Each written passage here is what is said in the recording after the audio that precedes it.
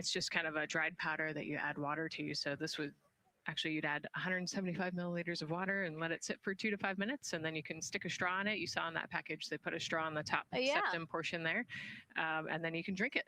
And so this is the packaging. This is food that you brought up with you, or that you had while you were at the ISS. Yes, yeah. Actually, this is all food that we have available to us on the standard, what we call the standard menu on the space station. And so, actually, the graphic there showed quite a bit of the standard menu that they're going to take with them. So, yeah, let's pull space it back food up, is space food. Yeah, we can use the food that we have been using. You know, our food lab at Johnson Space Center actually creates that food, and then they stabilize it and they package it for us and everything. So they do a really wonderful job out there. We've got different types of food. You know, you can see I've got this is a soup, tomato basil soup, so thermal stabilized. It's already hydrated, so you just throw it in that food warmer that we talked about, and then you can eat it. But then we also I have some shrimp cocktail here that's, you know, irradiated, so it's in a package that protects it. I'll show you. I've got a brownie too. That's probably my favorite one. But are we eating it? We might, if you're. Yes.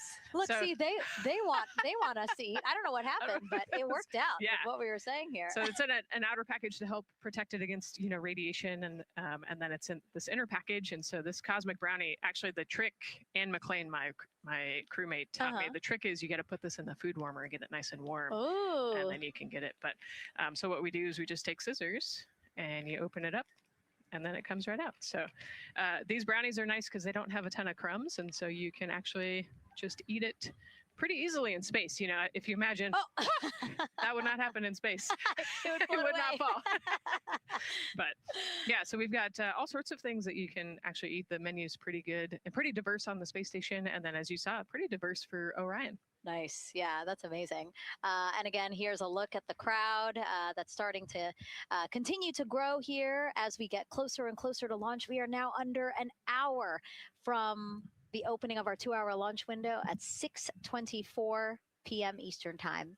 And so let's take some questions from social media. We haven't taken some of those for a while. You put that brownie away, Nicole, or I'm going to steal it. Nicole, we have another celebrity who submitted a question. Let's take a look. Okay. A quick question for the Artemis crew. What food from Earth would you bring with you into space? And why would it be lasagna? Because that's the greatest food. Again, not really a question. Yeah. Because he was like, it's lasagna. It's got to be lasagna. You know, there is lasagna on space station, and it wasn't too bad. Probably not my favorite food of all, but yeah, lasagna's not a bad option. It's a high calorie meal. If you're trying to, you know, carb load for a spacewalk or something, it's a great option. Yeah, I remember Christina saying that her favorite food on the menu, and actually, she was saying that she was getting in trouble because people kept on saying, you can't eat mac and cheese every day, Christina. You know, we mentioned the mac and cheese and brisket earlier. Man, I would put those two on a tortilla. That would be great. That sounds delicious, delicious. Well, thank you so much, everyone, for sending in those questions. For everyone from a 5-year-old that we got a question from to all the way to Roy Woods Jr. there, a comedian. So thank you so much. And if you're just joining us, welcome to the Space Coast of Florida, where we are counting down to liftoff of Artemis II. You see a beautiful aerial shot there of our rocket on the pad. For the first time in more than 50 years, we are sending humans to fly around the moon and back, and we're taking you all of you with us on this next chapter of human spaceflight. I'm NASA's Megan Cruz, and this is NASA astronaut Nicole Ayers. Great to have you here, Nicole. Yes, this has been a beautiful day. Excited. We're continuing to march towards this launch. Yeah, and if all goes as planned, this crew could travel farther from Earth than any other humans before them and see parts of the moon no one has ever laid eyes on. How exciting. Yes. Exciting is an understatement, I think. That's true. We're going to see the far side of the moon for the first time by humans in a long time. It's important. And as the crowd again builds behind us, more activity that you're seeing here at the Kennedy Space Center press site. We also have a ton of people gathering around the world to watch this history-making moment. So let's take a look at those watch parties now. Oh. That crowd has grown.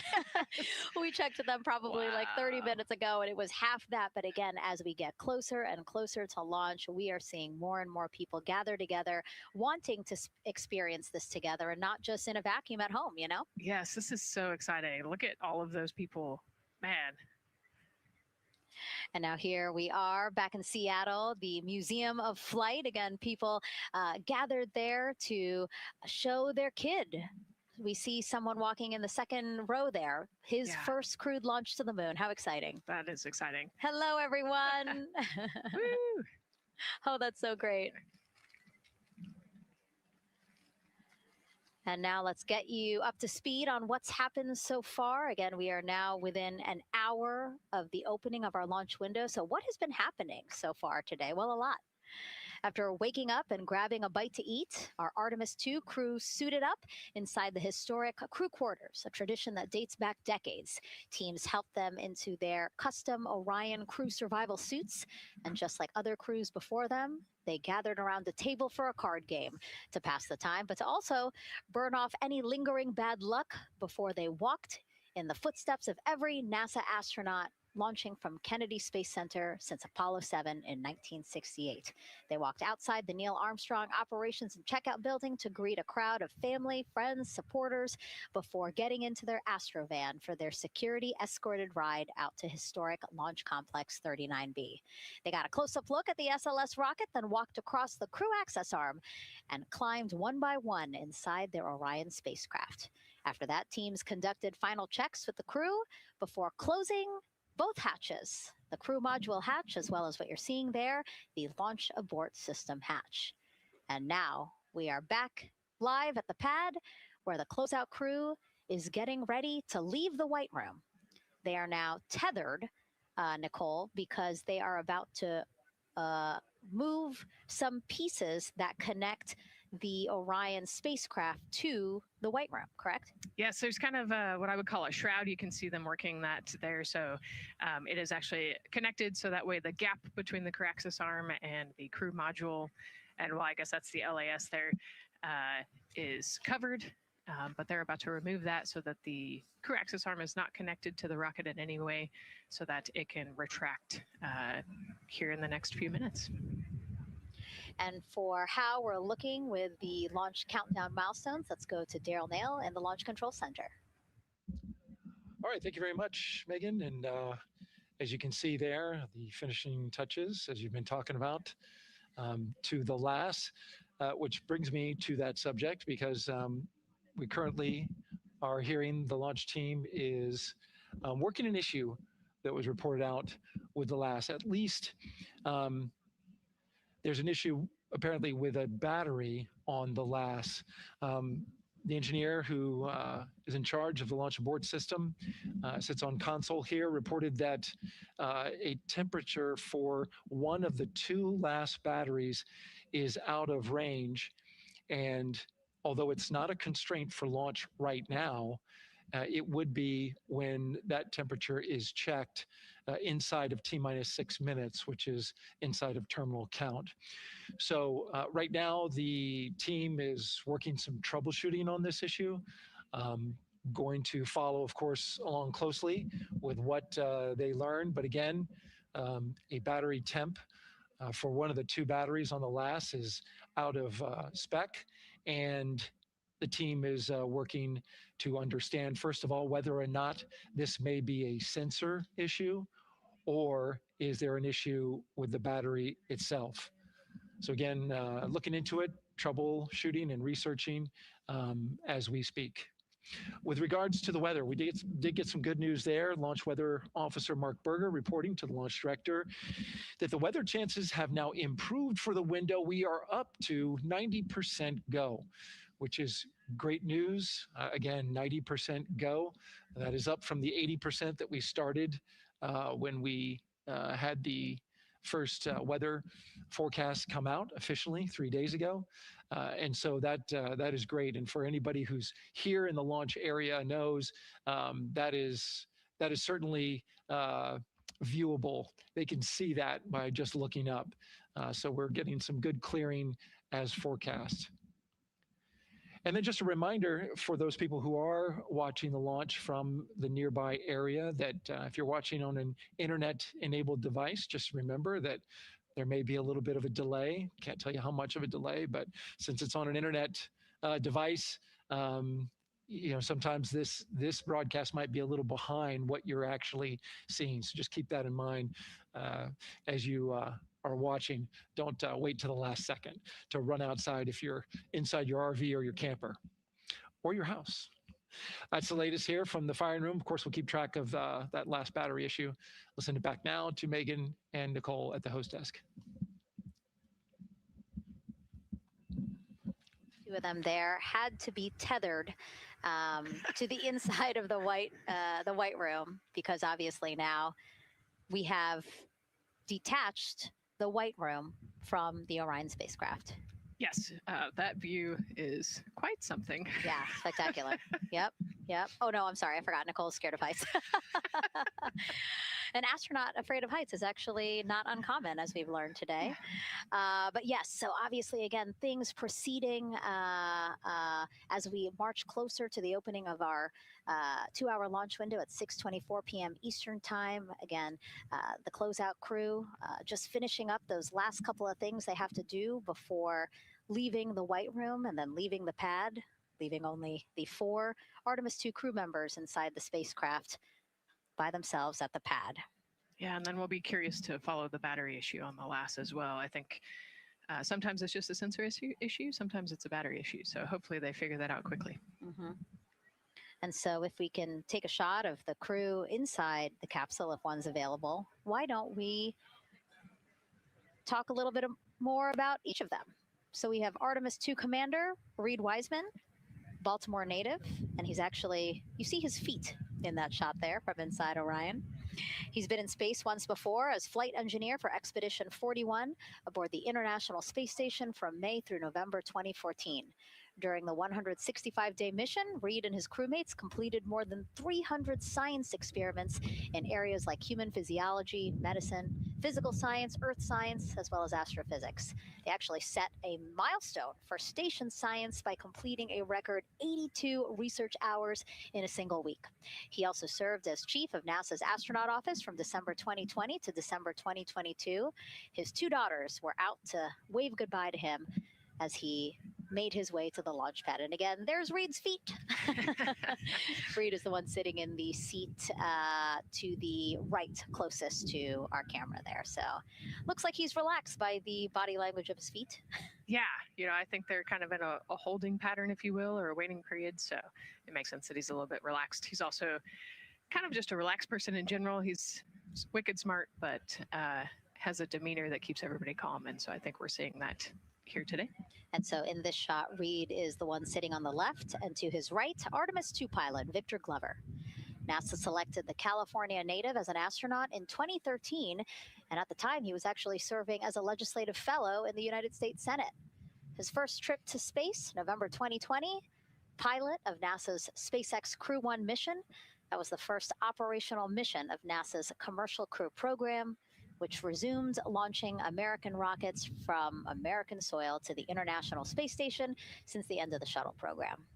Victor is a U.S. Navy captain and naval aviator who served as a test pilot, racking up more than 3,500 flight hours and more than 40 different aircraft.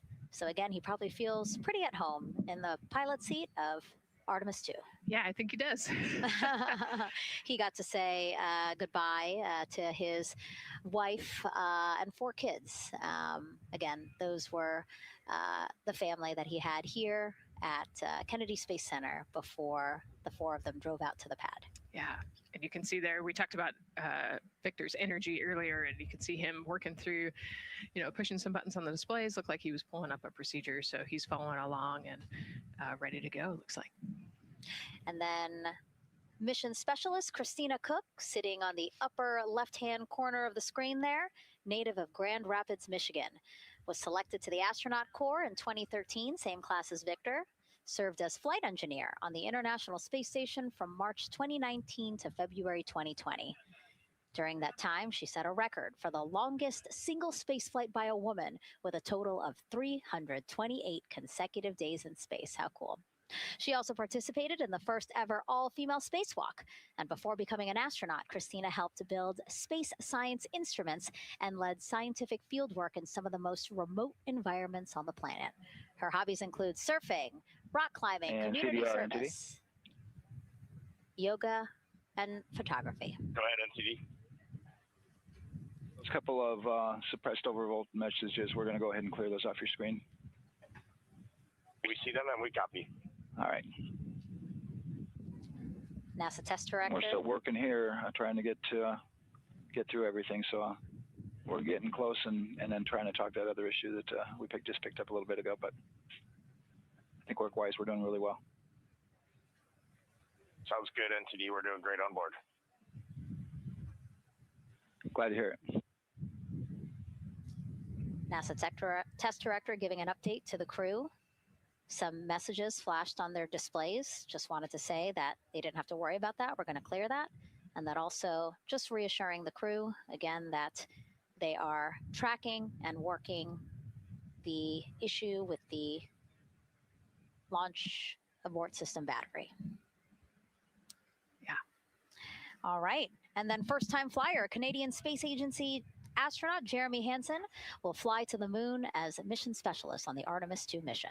The London, Ontario native selected as an astronaut in 2009. After that, he worked as Capcom at NASA's Mission Control Center in Houston. Capcom stands for Capsule Communicator and is the sole direct voice communicating with astronauts while in space. Jeremy also participated in training exercises, really cool ones like living on the ocean floor off the coast of Florida to simulate deep space exploration for a week. In 2017, he became the first Canadian to lead a NASA astronaut class. He also enjoys getting out on a sailboat, rock climbing, and mountain biking. He has a wife and 3 children. And he's the one that you see bottom left-hand corner of your screen. I know, I'm trying to see what he's doing there. Christina's looking too. And so there is your Artemis II crew inside the Orion spacecraft. And this is actually the 7th time NASA astronauts will launch on a new NASA spacecraft designed for crew. And if you're wondering about the first 6 crewed test flights, here they are. All systems are go.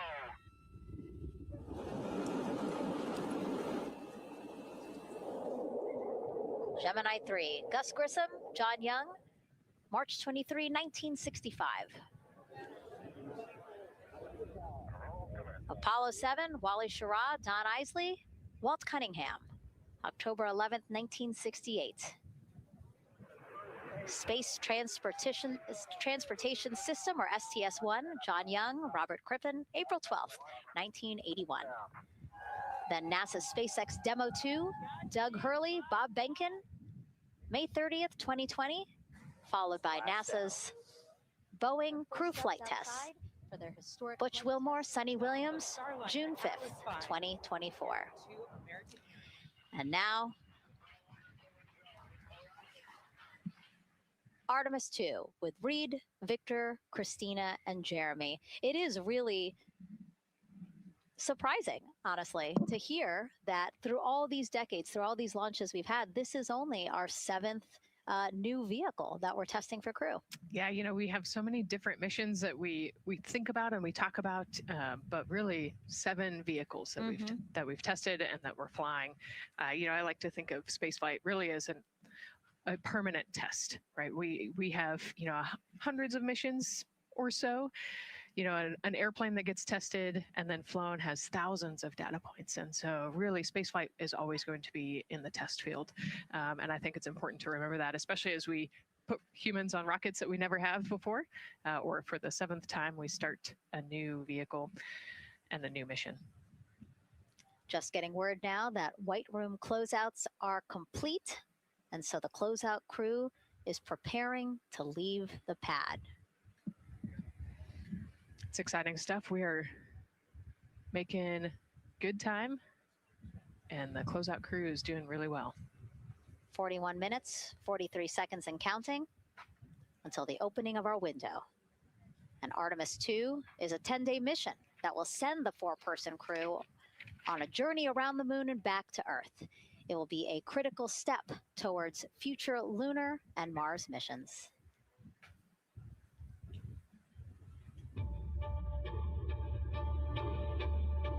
We're going back to the moon because it's the next step in our journey to Mars. We need to go explore the moon. There's vast regions of unexplored areas with the coldest, darkest places in our solar system. This is a test mission, and when we get off the planet, we might come right back home. We might spend 3 or 4 days around Earth. We might go to the moon. That's where we want to go, but it is a test mission, and we are ready for every scenario as we ride this amazing space launch system and the Orion spacecraft. But another reason we're going back to the moon is to fulfill NASA's mission, which is to explore the unknown in air and space, to innovate for the benefit of humanity, and to inspire the world through discovery. And when we succeed and when we accomplish the things that we set out to accomplish, that inspiration not only can set up new things to happen, but it also is a reminder in tough times that we're capable of doing great things when we work together. The thing I love about the moon is that it's not just a beacon for exploration and this platform of possibilities for incredible missions like this, but it has benefits. That's actually why we're racing towards it.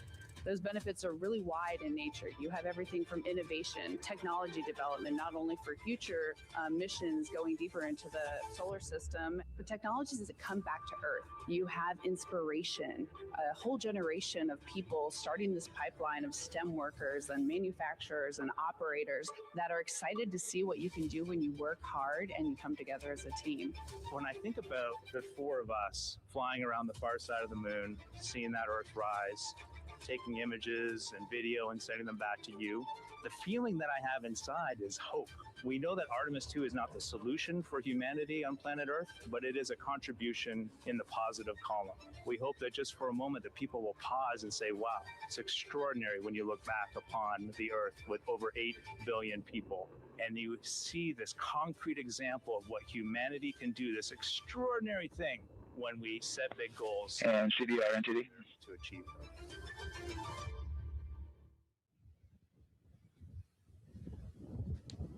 And so Mission Control Houston will control the flight of Orion after a liftoff here at Kennedy Space Center. Here's Gary Jordan, who's embedded with that team. Gary, you might have to pause because we did just hear a call out to the commander in Orion. Will do, Megan. I think that was Commander Reid Wiseman responding to prepare for some of the next steps. We are now holding at the T-minus 10-minute hold, expected a 30-minute hold. So we are well on the countdown. We are well on the timeline to meet this L- time and launch towards the beginning of the window, but continuing to track progress along the way. Again, I'm here with the Artemis II flight control teams in Mission Control Houston. The team in the room behind me has been monitoring the countdown and verifying their own mission-specific launch criteria of the Space Launch System, the Orion spacecraft integrity, and its crew. During the final poll before launch, if all looks good from each of the flight controllers in this room, Flight Director Judd Freeling will report a go for launch from Houston Flight. Upon liftoff, teams here take control of the mission and communicate with the crew while they fly on the Space Launch System. This phase of flight is highly dynamic, and each console position has a dedicated and important role of looking after critical systems. You'll hear calls from Capcom and NASA astronaut Stan Love in this room to the Artemis II crew as milestones are reached during the more than 8 minutes of powered flight on the core stage. Liftoff and Ascent are just the beginning. This room will be staffed around the clock over the next 10 days to oversee every moment of the mission through splashdown. Here from the Johnson Space Center, we'll be streaming the mission live 24/7 so anyone can follow the crew's journey, take peeks inside the spacecraft, and share the experience of a lunar flyby with astronauts looking down at the moon's surface. Teams here have been rehearsing tirelessly in simulations to throw every conceivable and inconceivable scenario their way. We are ready and eager to begin the Artemis II mission. Still milestones to come as we continue the countdown, but we'll be right back with you during the Ascent phase of today's flight. With that, Megan, I will send it back over to you at the Space Coast. Thanks so much, Gary. Under 37 minutes until the opening of our 2-hour launch window, 6:24 p.m. Eastern. I've never been more excited for a time. But why don't we send it back over to Megan Carter with the Moon Board to learn more about what happens after Ascent. Absolutely. I am definitely also getting excited. Things feel like they're starting to pick up a little pace here. A lot is about to happen within the first 10 minutes of launch, but what happens after those first 10 minutes? Let me take you over here to my mission map so we can kind of jump ahead and let me explain a few things. So our main engine cutoff is going to stand for MECO, and that is essentially where the rocket's job is done, and it is then going to turn the propulsion duties over to our ICPS. That stands for Interim Cryogenic Propulsion Stage. Don't try and say that too many times fast, but the ICPS is going to be right here, and that's our in-space propulsion.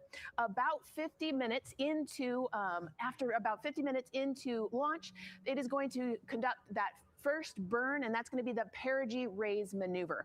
Essentially what that is going to do is going to raise the spacecraft from a lowest point of Earth just a little bit higher into space, and then they are going to conduct that nice path. It's going to set them on that nice circular path around the Earth. That's when they're going to start to be able to really check out the spacecraft. The Orion spacecraft is going to be able to, like we've talked about, be maneuvered by the crew. They're going to check out those life support systems, and communication checkout's going to be vital at that point as well, obviously. Then they will be conducting that another burn, and that's going to raise them just a little bit higher again. And then they will, it'll be about time for the ICPS to separate, and they will start another lap around the Earth as well. Now, the ICPS, but even after it separates, its job will not be done because they will have the opportunity to conduct something called the Proximity Operations Demonstration. And this is going to be really important for our future lunar missions because the ICPS actually has a target on it, and the crew is going to have the opportunity to manually maneuver these spacecraft like we've mentioned and practice those docking maneuvers. Now, obviously, they will not be docking for this mission, but that is, again, going to be critical for those lunar missions in the future. Now, all right, after that ICPS has separated and they've done that second lap, they're going to conduct 2 more burns. And what these burns are going to do is set them up to the high enough orbit and a fast enough speed in order to conduct the translunar injection. This is going to be that critical moment and that critical milestone where they are going to produce about 6,000 pounds of thrust. And this is that point that is going to take them out of low Earth orbit into deep space, and it's going to set them on that nice path towards that lunar flyby.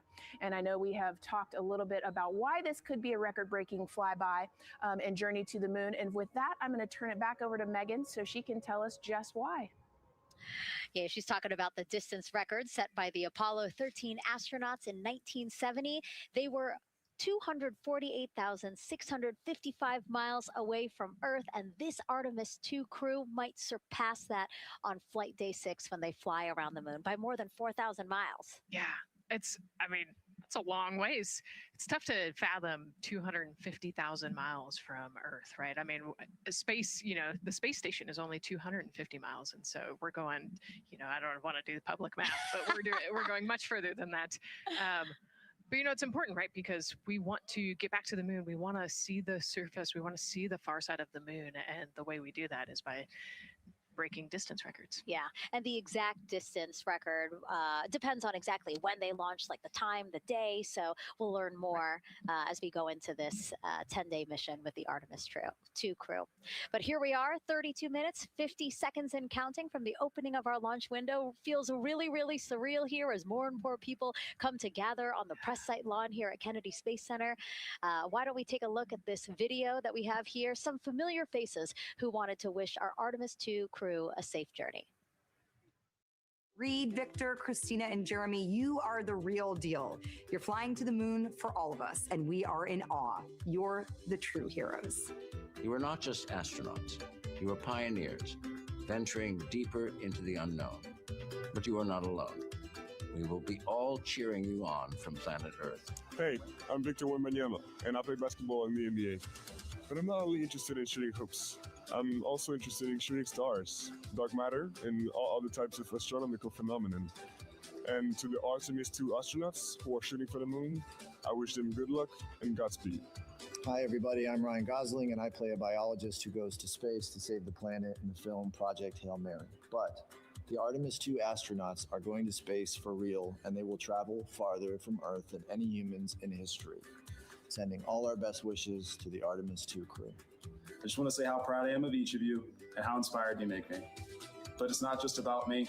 Your mission is going to inspire future generations scientists, engineers, athletes, and dreamers to do something that they never thought possible.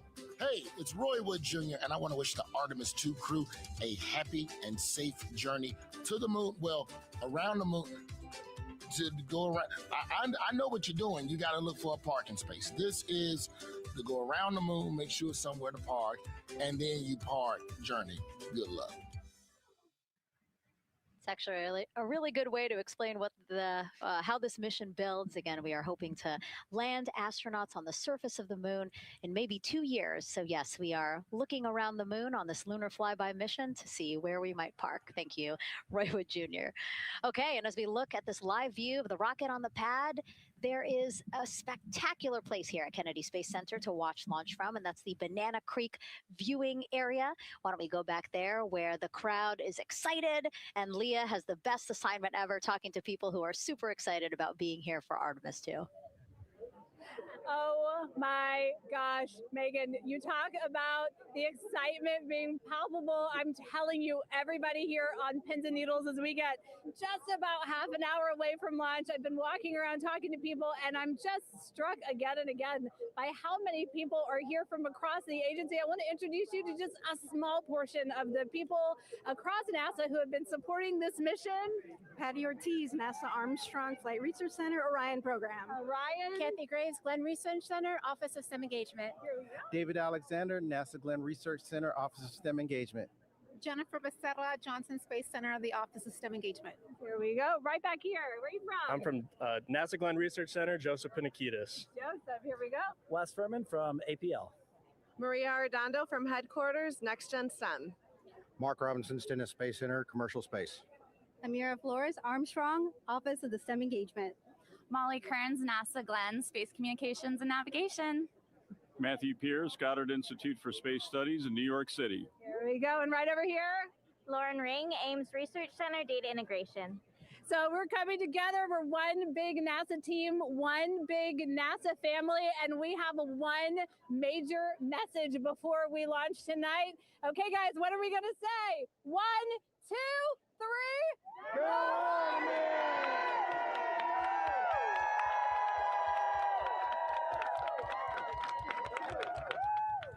Oh my gosh. Oh my gosh. That made me so emotional. That was so inspiring to see. I mean, wow. Yeah, that was great. I mean, just to hear everybody say their position, what they're doing to support this mission is amazing. And I'm sure this was something that really rang true and resonated with NASA's Administrator Jared Isaacman, again, to see the workforce come together to do the work and then to be here for launch. So why don't we actually go over to him now with our Jasmine Hopkins at one of our other viewing locations. All right, Megan, thank you so much. The energy here on the balcony is honestly becoming electric as we get so close to launch. And now we are thrilled to welcome NASA Administrator Jared Isaacman. Jared, we're really entering a golden age of exploration. How will Artemis II set the pace for the coming years? Well, I mean, Artemis II is the opening act, right? This is the test mission. This is getting very comfortable with the SLS rocket, the Orion spacecraft. No humans have ever flown on this before, right? And we're going to put it through its paces. We'll go into Earth orbit for a little bit, make sure Orion's doing okay, and then we are sending them, right? We're going to send them farther into space than any humans might have gone before, 250,000 miles away, and it's going to set up for the subsequent missions. That's why we're going into the golden age of science and discovery right now, because you're going to see a moon rocket launch in 2027 when we do our testing with the lander. We're going to go for the landing on Artemis IV in 2028, and in parallel, we're going to build the moon base, right? And that is going to be filled with science discovery and tech demonstrations that's going to support the enduring presence we're trying to create on the surface. Absolutely. So honestly, history-making years ahead of us, you know, with Artemis 3 and 4. But first is Artemis 2. What will be our single greatest takeaway from this mission? Well, I'll tell you, I mean, after ignition, to me, the moment that I'm going to be most excited for is splashdown. There's no question about that. Good shoots coming down off the West Coast. But look, I think the takeaway from this is gaining extreme comfort in the Orion spacecraft, right? I mean, this is very different than what we've done for more than a half century, right? I mean, the velocities that spacecraft is going to re-enter at, it's going to be new territory for us. We want to get our arms around that completely. So I would say the performance of SLS plus Orion is everything on this one. We want to make sure we do it in as a safe way as we possibly can, understanding what we are undertaking right here. bring our crew back, learn as much we can from the vehicle, set up for Artemis 3 in 2027. Right. And Administrator, we've actually had a pretty young audience today here, some kids running around the balcony. How do you hope Artemis 2 inspires that next generation? You know, I talk about this all the time. Like, you know, one of our, I think our overarching KPIs that we should always be tracking is the number of people living and working in space. Well, you know what's another strong number 2 on that one? It's the number of kids that are dressing up as astronauts for Halloween, so that they grow up, that they're inspired to want to join in this grand endeavor, whether they come work with us here at NASA or they join in industry, but they're helping humankind venture out farther, pursue all the secrets of the universe. Yeah, I think we'll see a lot of kids dressed as astronauts this year. And finally, Jared, you've really made it a personal mission to get to know the people behind the work at NASA. Do you have any final thoughts, any final words before today's history-making launch? Yeah, well, one, I want to express a lot of appreciation. I'll tell you what, the 4 astronauts on top of Artemis 2 know this. It takes an army to pull a mission together like this, right? Across all 10 of our centers, all of our commercial partners, the international partners that come together to make this possible. My sincere appreciation for everyone who is currently working the mission right now, so getting them ready for launch, that will be watching over them in mission control, recovering this crew when they splash down off the West Coast. I have complete trust and confidence in your abilities. And everybody else who's not directly working on Artemis 2, Artemis 3 is coming up next year. When this mobile launcher gets back in the VAB, we're going to start stacking. Wow, plenty of excitement ahead of us. Jared Isaacman, thank you so much for being here. Thank you. Thanks for being here. Of course. All right. And with that, let's get back to the countdown with NASA's Megan Cruz. Under 25 minutes and counting from the opening of our 2-hour launch window. And take a look at all these people behind us. I literally, every moment I turn around and I see the clock, I am like, oh, wow. Oh, wow. There are more people and less time. Yes, exactly, which is a great problem to have. Yes. Now, this first crewed test flight of NASA's Artemis program coincides with the 250th anniversary of our country's founders signing the Declaration of Independence. Exploration is a part of America's DNA, and it continues now with our return to the moon. 250 years ago, 13 colonies laid the foundation for the greatest and most enduring democracy in the history of the world. One driven by courage, faith, and freedom.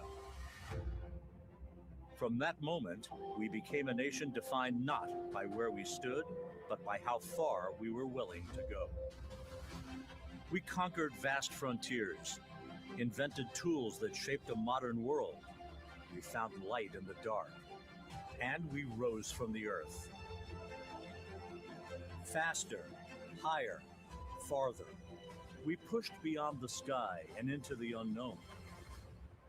We carried our courage into the cosmos, and we planted the American flag on the moon, the defining achievement of American superiority in space. Today, our curiosity stretches farther than ever. American robots search ancient rivers on Mars. New telescopes unfold to glimpse the first stars. And a new generation prepares to return to the moon, this time to stay. For 250 years, America has carried the light of humanity forward. But American exceptionalism isn't inherited, it's earned.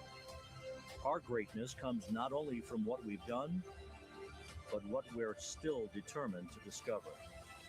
Because in every era, across every horizon, America is at its best when it's reaching for something greater.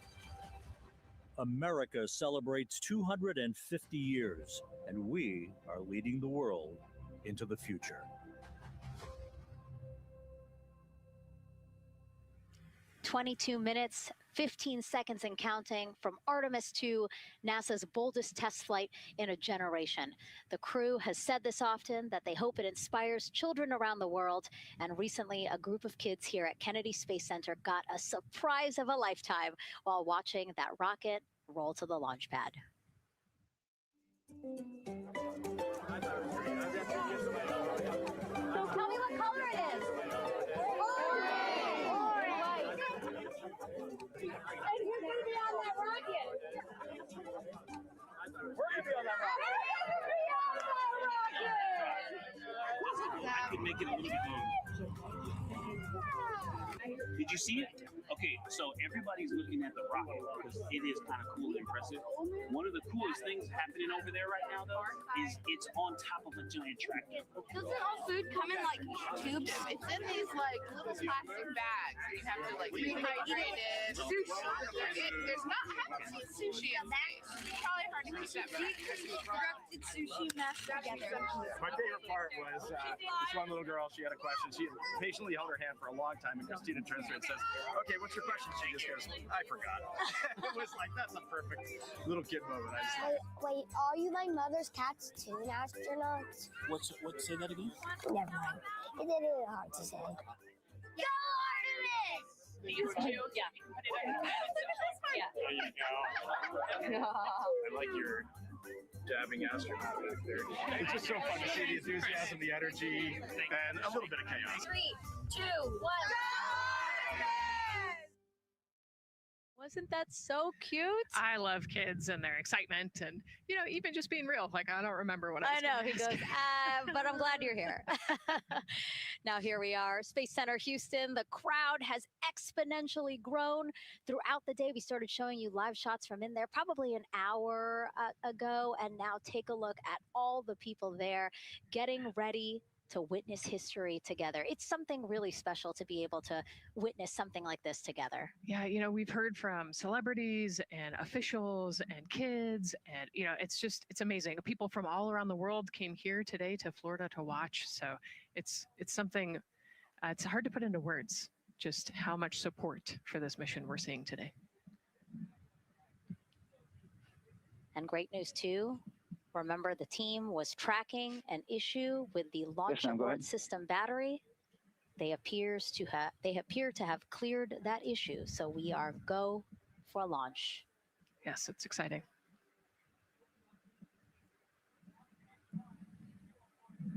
U.S. Space and Rocket Center here, Huntsville, Alabama, waving to the Artemis II crew sitting right there inside Orion. Inside of 20 minutes from the opening of our launch window, and right now we are targeting the top of that launch window, so we could be launching here in about 19 minutes. Nicole. Wow, I don't know if I expected this today. I'm excited, and I'm glad they were able to clear the problem with the battery on the LAS, and everything has gone really smoothly today. It's been great. The weather cleared up. It's a beautiful day for a launch. And so now, as we are so close to possibly launch now, just what are your final thoughts as we are about to embark on a mission back to the moon, the first time in more than 50 years? Yeah, just so proud of the crew and all of the teams here on the ground that made this happen. They are carrying the torch from the Apollo era into the Artemis era. And, as the crew likes to say, they want to be the shoulders that the next generation. And let's see, GLS, can you help us with that, please?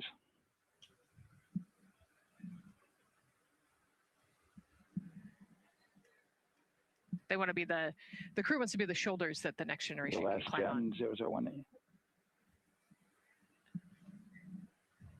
I think it's in their patch. We're going for all. It's in the name of their capsule, integrity, representing humility and the professionalism of everyone that got them there today. So proud of them. We love them. We're excited for them. And we cannot wait to see what they see. Just leveraging everything we've learned so far as an agency, taking us from Apollo now to the launch pad here, 39B, with Orion and SLS poised to again fly us into the history books. And before we leave you now here at the host desk to get back into operations, we just wanted to answer one question for you guys. We asked you earlier on today, what are you most excited for? And we asked you to go vote on Instagram and Twitch. Instagram, you guys said launch. Twitch, you guys said lunar flyby. So I think you guys will all be very excited since we are now about 17 minutes from the opening of our launch window today. And so with that, as we approach terminal count, let's send it back to Daryl Nail in firing room 1. Daryl. All right, thank you, Megan and Nicole. And just want to give you an update on the launch abort system that you just reported that they cleared. They believe, they're convinced this is an instrumentation failure.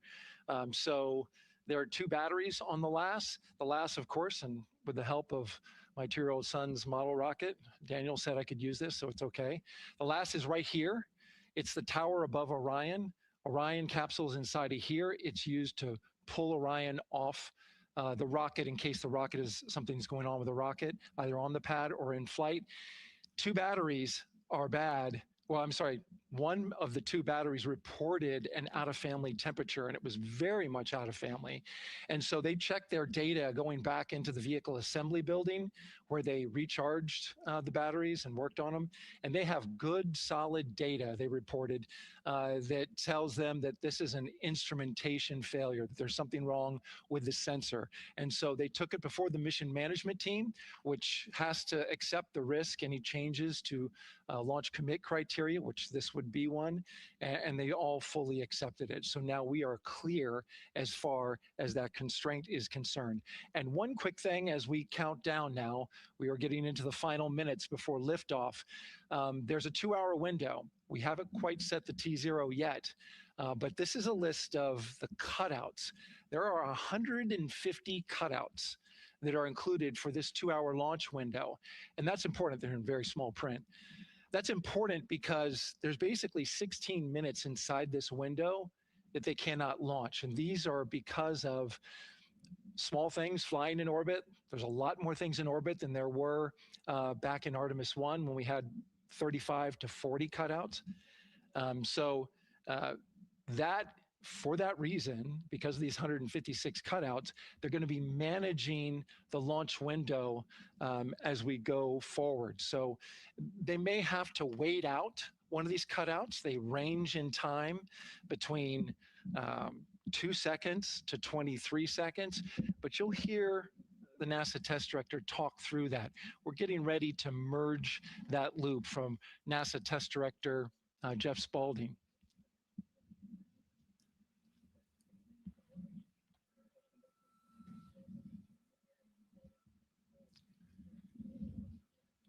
And so now I'm listening to the launch team get ready to merge their operational channel.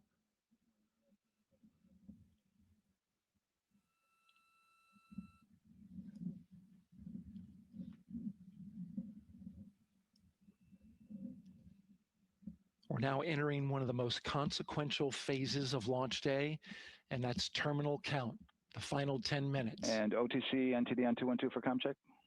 Good comm. Help me. I hear the same. STC? 2. GTC? GTC is on 212. All right, copy that. NASA Test Director Jeff Spaulding confirming communications with his team.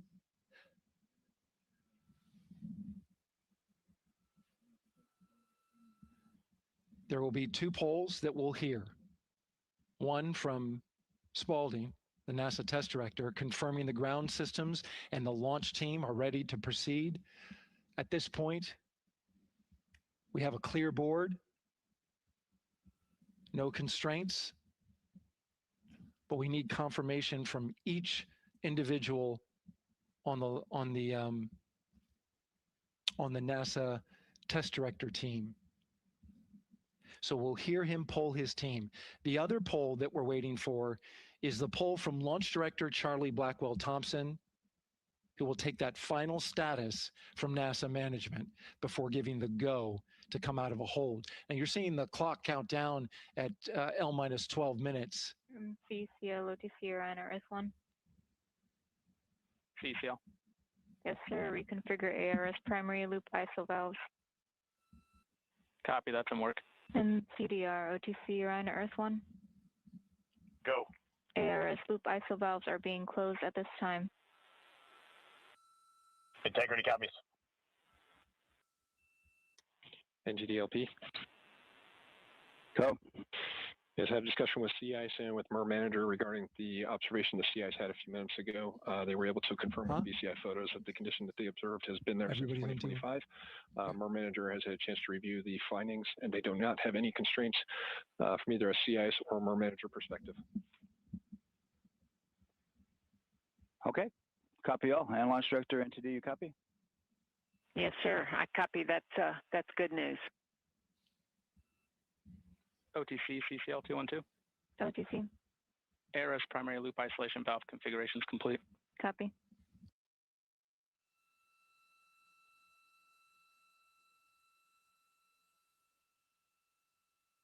And CGLS NTD cancel pending, please.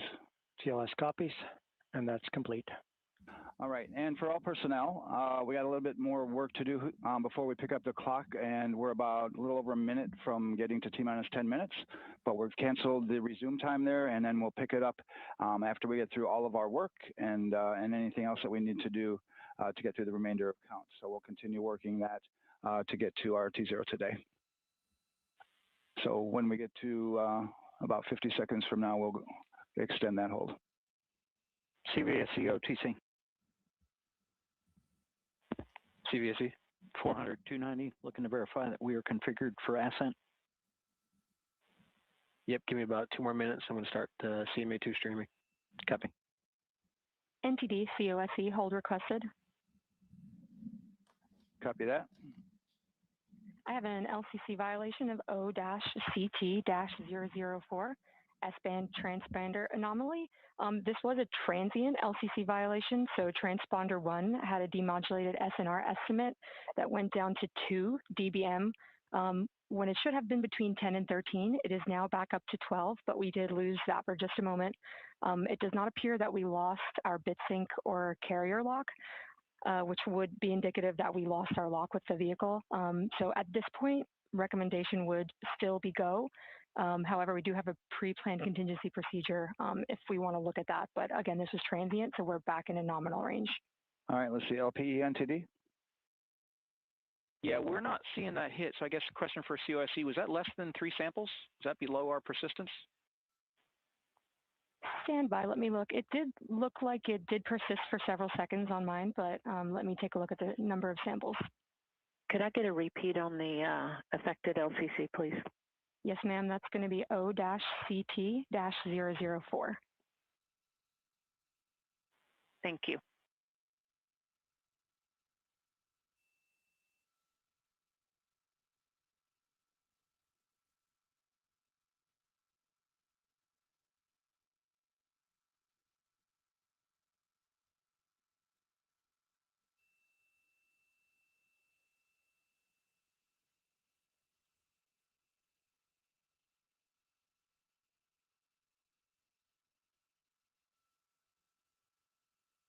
Yeah, us taking a look at the data right here, looks like that was a single sample. Yeah, copy that. RFTS does report that they also lost lock for about 5 seconds. So I would love to ask KUS and see if they also lost lock with the vehicle for any extended amount of period.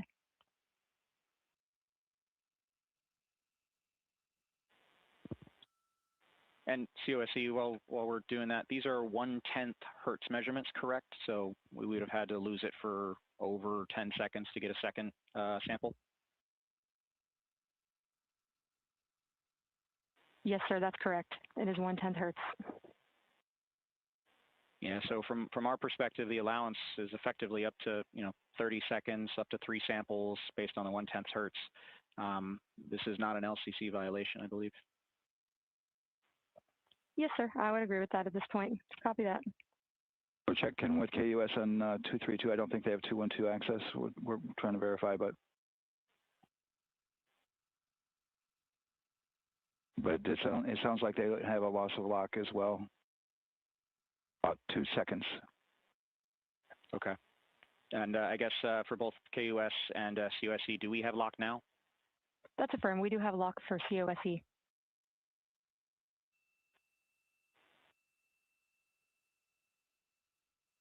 Yeah, so from the integration console perspective, we did have a temporary loss there within the allowable, and per the requirement, let's go. And this is Houston Flight. We have lock and we have good telemetry here in GSE. And KUS is reported to they have good lock now. So with all of that, OSC, then are we in a go configuration per your LCC? Yes, sir. Recommendation would be go. Right. LP, you concur with that? Yes, sir. LP concurs go. And launch director? Yes, sir. Launch director concurs go. All right, and I'm going to go ahead and just verify everybody has everything else complete, launch director, and if we do, we'll be ready to pick up the poll at that time, unless there's something else that you're aware of. No, sir. Let's verify all our work is complete, and I would like one last check of our constraints list. All right, let's see. OTC, are you still waiting for ComConfig, or are you? That is affirmed, sir. Okay, is that your only open item? Yeah, OTC, this is CVSC. That 400 step 290 is complete. Copy. Okay, so OTC, you're complete with all of your work? That's affirmed. All right, copy that. STC? STC is complete. And GTC? GTC is complete. Okay, excellent. All right, and LPE, just want to verify we have no open constraints at this time. No open constraints. We have a clear board, sir. Okay, tracking the same here.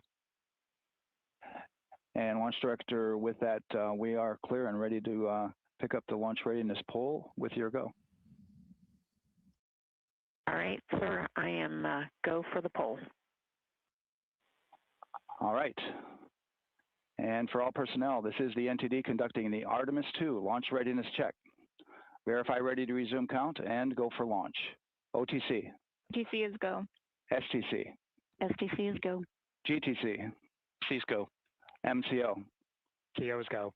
Safety Console. The Safety Console is go. LPE. LPE's go. RTD. RTD's go. Houston Flight. Houston Flight is go. ROC. ROC is go. And CDR. Crew is go. Copy that. Thank you, Reid. And Launch Director, NTD, our launch team is ready to proceed at this time. All right, NTD, I copy all. At this time, I'll perform my poll. Attention on the net. This is the Launch Director performing the final poll for launch, verifying no constraints, and go for launch. EGS, Program Chief Engineer. Artemis Chief Engineers are go. Copy, thank you. EGS, Chief Safety Officer. The Artemis CSOs are go. Copy, thank you. Range Weather. Launch weather is go.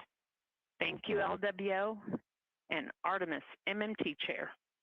MMT's go. Thank you, John. And Integrity Launch Director. Good Airways, Charlie, PLT. Thank you, Charlie. This is Victor. We are going for our families. MS1.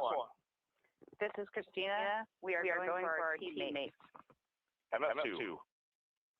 This is Jeremy. We are going for all humanity. All right, Charlie, your Artemis II crew is go for launch.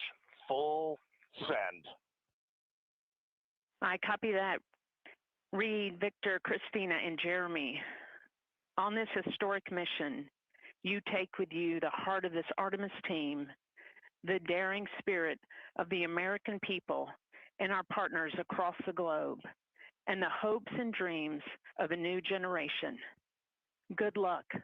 Godspeed, Artemis II. Let's go.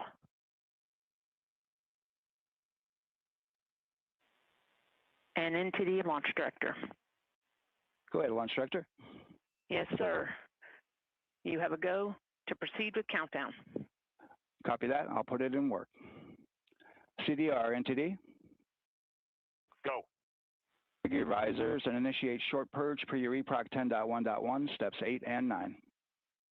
10.1.1, 8 and 9 going to work. Copy. CVSC NTD, start and verify recordings of our Orion cameras. Copy. Okay. Well, there you heard it. RSR NTD. RSR. They're getting ready to start terminal count. Arm rotation enable at this time, please. It's currently at T-minus 10 minutes.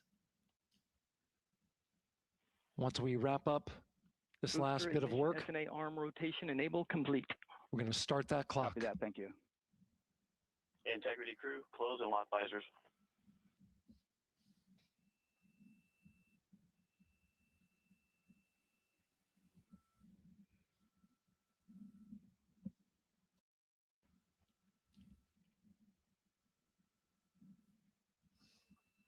You heard an issue, worked in real time with telemetry lock on the Orion. It was transitory. It was very short. They checked the data, confirmed that they had a good lock. This was with the S-band transmitter on the Orion. Worked through that issue, looked at the data, and cleared it.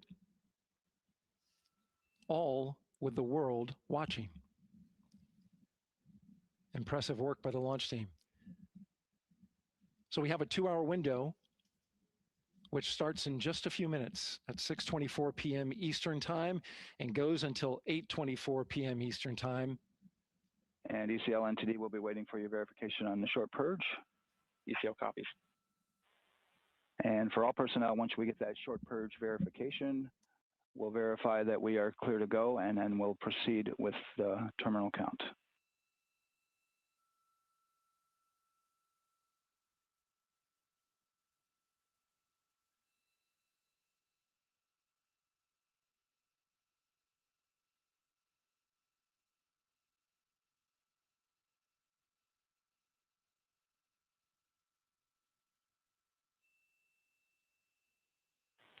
ECL time estimate? About a minute. Copy.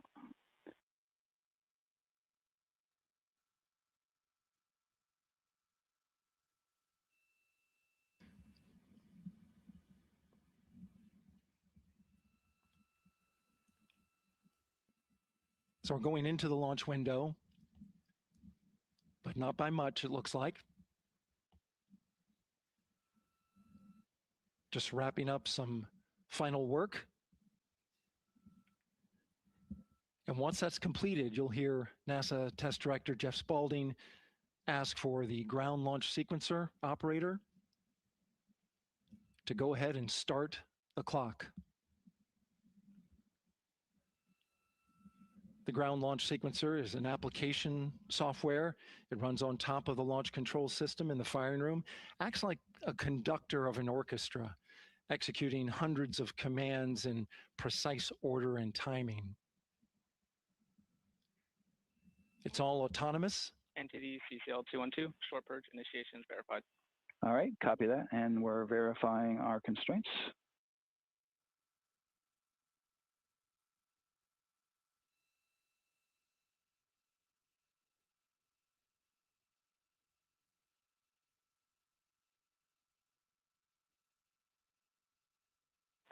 All right, and we're clear from cutouts.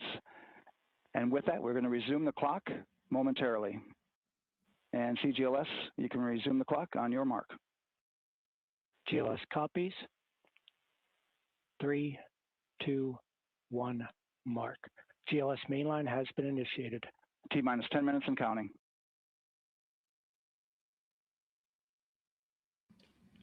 And that begins terminal count. Our new T0 is 6:35 p.m. Eastern Time. 6:35 p.m. Eastern Time. We are now counting down to liftoff of Artemis II.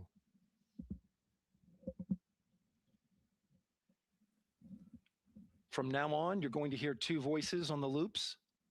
If everything goes nominally, NASA Test Director Jeff Spaulding, who's directly managing the launch team, and Alex Bendelos, the GLS operator who closely monitors the software. He has the ability to stop and restart the countdown.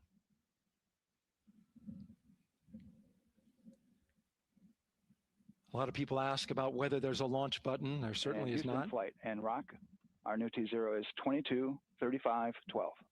Houston flight copies. 22:35:12. Affirm. There you heard confirmation of the exact T0, 6:35 and 12 seconds p.m. Eastern Time. Again, our T0 is 6:35 and 12 seconds p.m. Eastern Time. But as I was saying, there's no launch button. This is autonomous. But there is a button that keeps you from launching, and that button allows the GLS operator to pause the countdown outside of terminal count and during terminal count and submit a hold to the next holding point. So the clock won't stop right away. If there's an issue, we'll go to the next stable holding point. This is how GLS configures the rocket and ground systems to a stable point where they can stop the countdown if that's needed.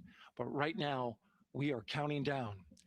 Our next big milestone, looking to retract the crew access arm. GLS is go for crew access arm retract. And there you see the crew access arm moving away.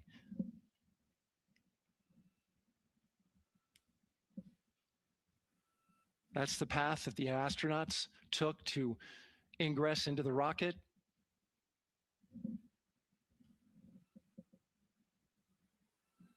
Until this point, that was their way off the pad if they needed to evacuate. But now with that arm retracting, the backup transitions to a launch abort system. And they'll begin arming that shortly.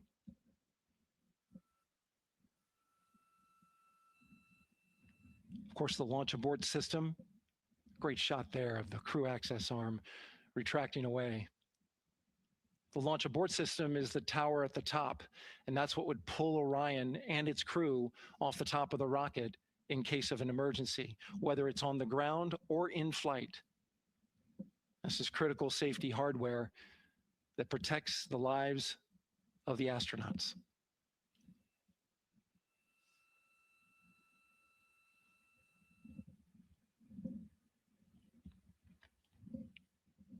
Starting at T-minus 6 minutes, the GLS will start bringing that and other high energy systems online, starting with core stage pressurization.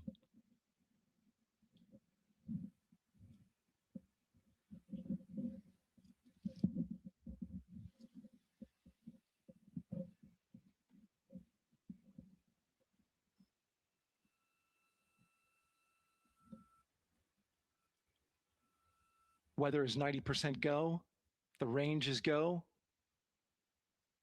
all systems are go.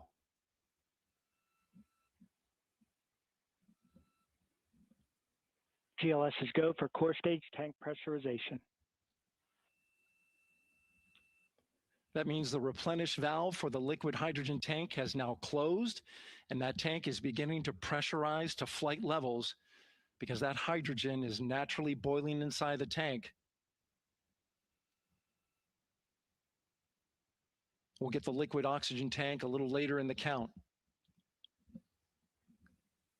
Now the team is waiting for verification that, if needed, the Artemis II crew could use the launch abort system to pull Orion safely off the top of the rocket in an emergency. Let's listen in for that call. GLS verifies last capability available. And CDR, do you copy? CDR copies, last available. That's great news, and you heard the NTD verify that with the commander of the mission. GLS is go for FTS arm. Now work is being done to arm the flight termination system. This is so the range safety can send a flight termination command if the rocket flies too far off track.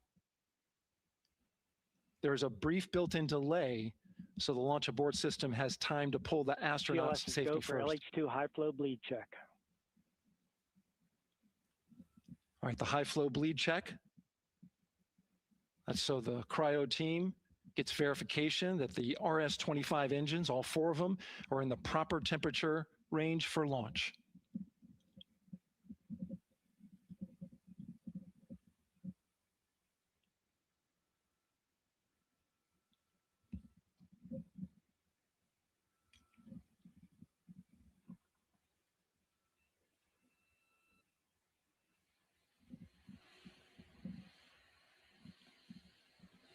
GLS is go for core stage APU start.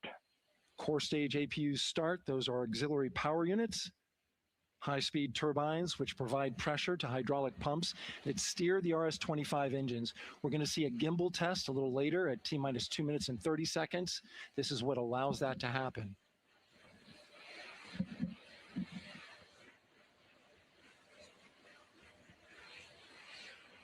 Coming up in about 20 seconds. We're listening for go for purge sequence 4. That's a helium purge of the 4 core stage engines downstream of the propellant valve. This gets all the air and moisture out of there.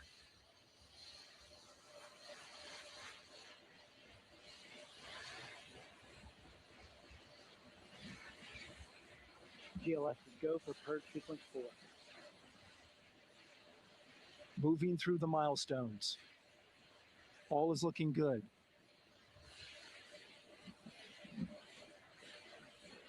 Coming up in just a few seconds, we're going to get that thrust vector control actuator test. This is a gimbaling of the engines.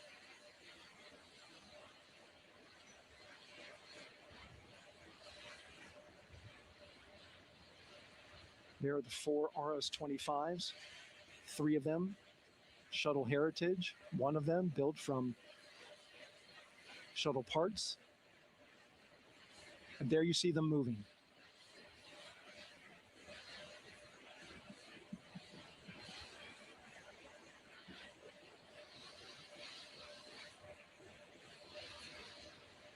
Now we're going to start moving the power from both the upper stage and the lower stage of the rocket to internal, taking ground power away and now going to battery power. GLS is go for upper stage to internal power. All right, power is removed from the rocket's upper stage, the ICPS, and it's been switched to battery. Same milestone for the lower core stage coming up at T-minus 1 minute and 30 seconds. Right now, the 4-person Artemis II crew is 248,000 miles away from the moon. And if all goes well, they will fly by it in 6 days. GLS is go for core stage to internal power. All right, there's the rocket's core stage, which houses 3 flight computers, is now on its own power. There's no more hold time because there's no more margin on these batteries. So we would have to recycle back to T-minus 10 to recharge if we had a hold.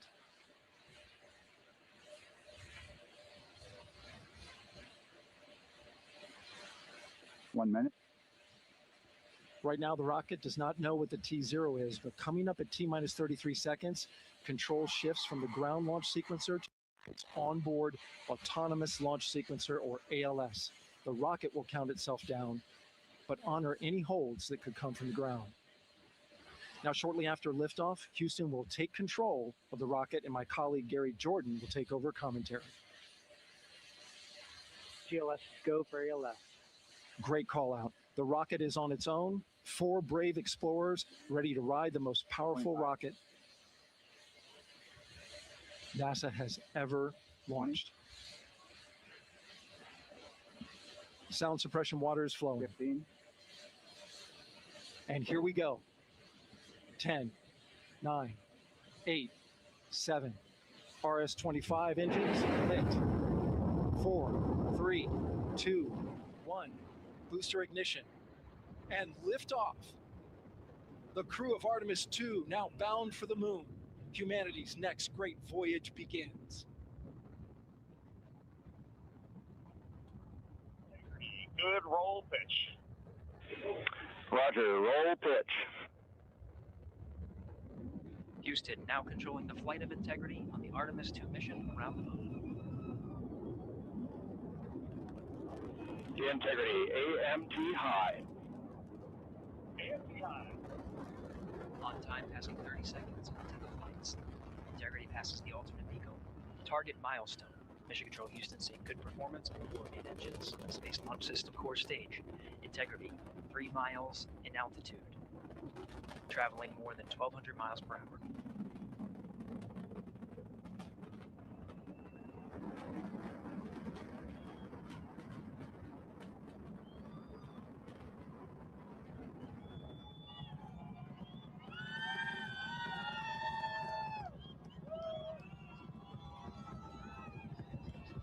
Mission elapsed time, passing 1 minute, approaching max Q.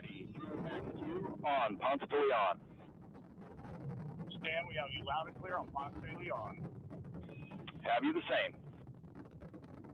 Communication signal transfer confirmed as Integrity and its crew go supersonic. Approaching 90 seconds into the Artemis II mission. Integrity is 14 miles in altitude, 8 miles downrange, traveling more than 2,600 miles per hour.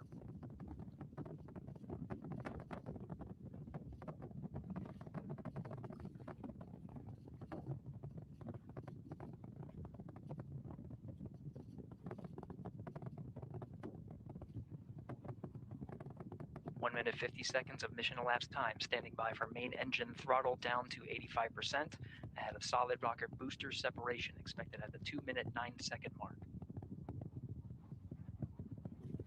We see throttle down.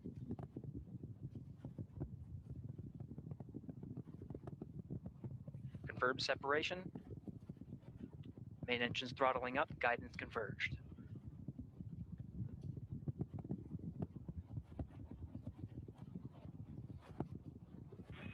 Integrity, guidance converged, performance nominal, upper stage RCS ready. Copy all, Stan. Integrity, SM priming complete. SM priming complete. 2 minutes 45 seconds of mission elapsed time into the Artemis II mission. Thrusters on Integrity and upper stage confirmed in a ready state ahead of service module fairing separation.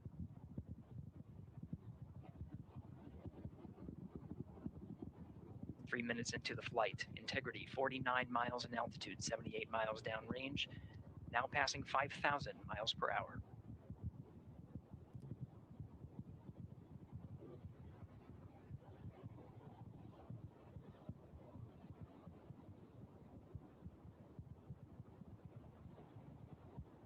Standing by for launch abort system jettison. Houston Integrity, good last jettison, great view. Copy jettison, Team Eco 8+02. We see the same on board, Stan. And Houston has you loud and clear on TDRS at the Kármán line. Outstanding, Stan, we have you the same. 3 minutes 50 seconds into the flight of Artemis II, Wiseman, Glover, Cook, and Hansen cross the boundary to space with good comm checks. GPS signals acquired after last jettison now working on internal checks to verify accuracy. Flight Dynamics Officer analyzed the time of main engine cutoff, confirmed at 8 minutes 2 seconds, time of MECO.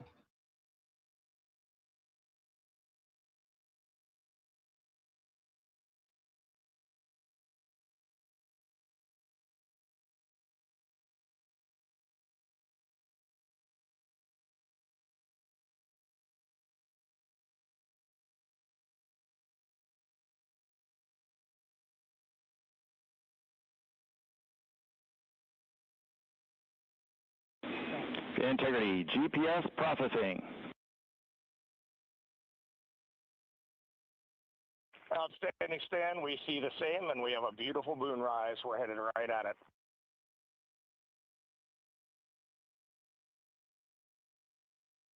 Approaching 5 minutes into the flight, Commander Reid Wiseman confirms he has visuals of his destination. GPS guidance, navigation, and control software finishes internal checks and sends to navigation channels.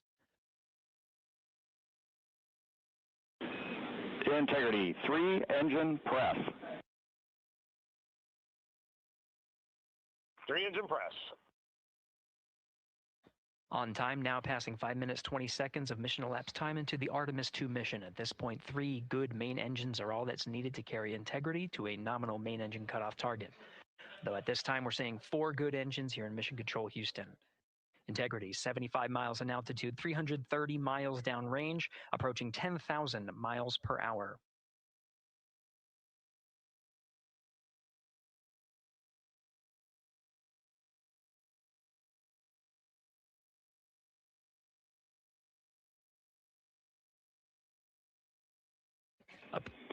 Integrity, looking good at 6 minutes.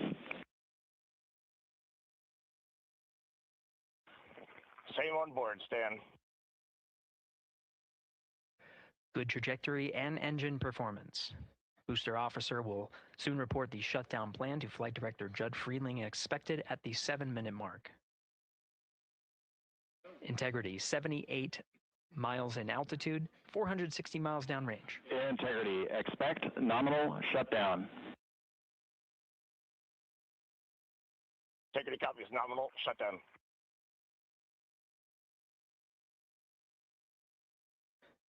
Six minutes 40 seconds of mission elapsed time. Shutdown plan is as expected. Again, the time of MECO was confirmed at 8 minutes 2 seconds into the flight.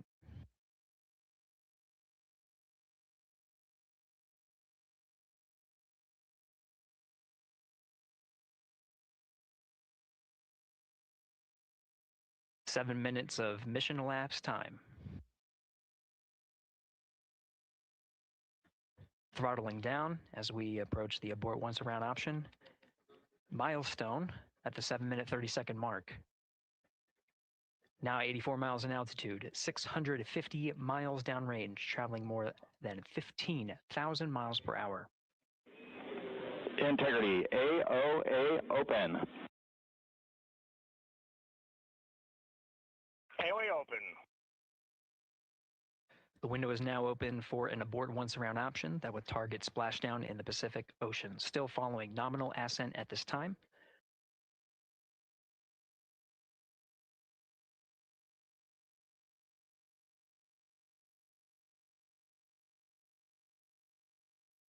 About 10 seconds remaining until the main engine cutoff of the Space Launch System core stage.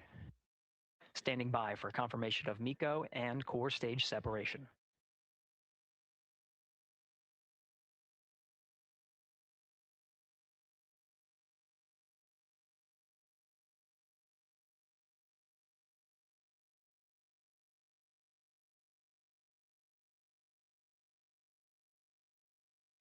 Integrity and nominal MECO, core stage separated.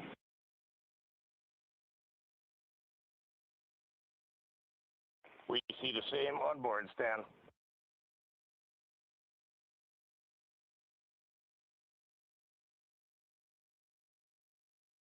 Eight minutes, 40 seconds into the flight, we have a nominal main engine cutoff heading in the right trajectory on the way to swing around the moon. Core stage has separated, done its job. The Space Launch System upper stage, the interim cryogenic propulsion stage, or ICPS, still attached to the Orion spacecraft.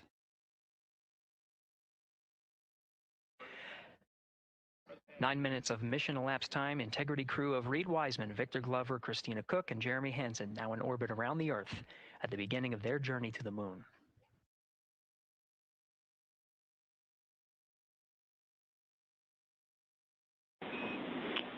Integrity Houston, looking ahead to PRM numbers so far per the pad.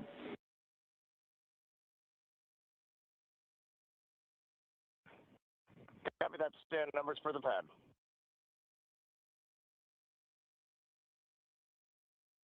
Capcom Stan Loves now reminding the crew that the perigee raise maneuver time of ignition is as expected prior to booster ignition. That time being 49 minutes, 50 seconds of mission elapsed time.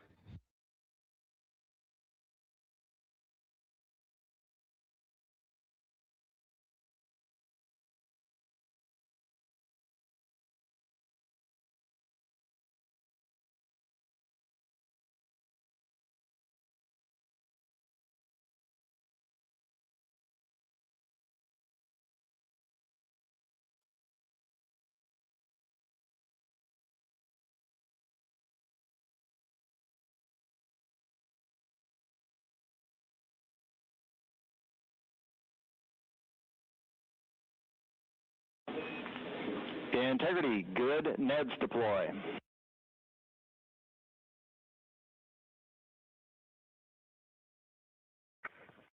Copy that, Stan. Good, Neds.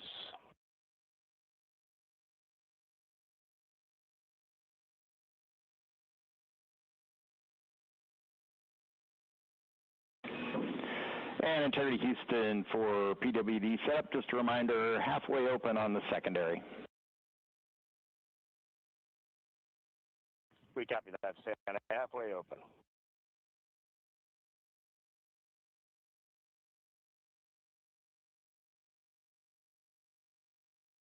Passing 11 minutes of mission elapsed time.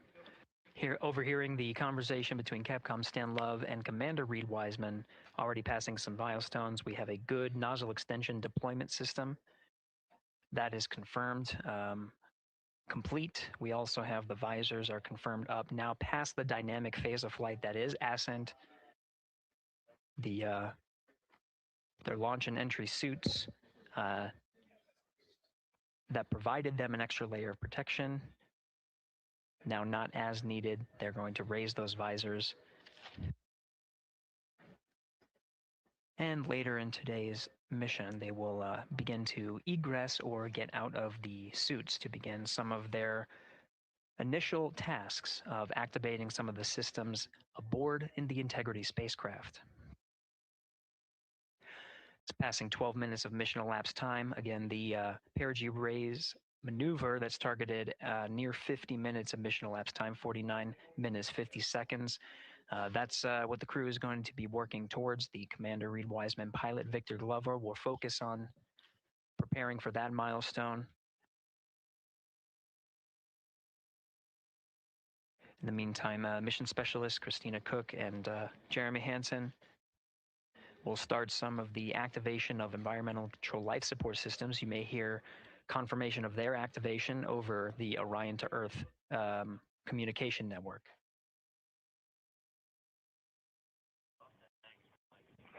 Houston, C3 aux power back in auto. Copy C3 aux, and we're 2 minutes to maneuver.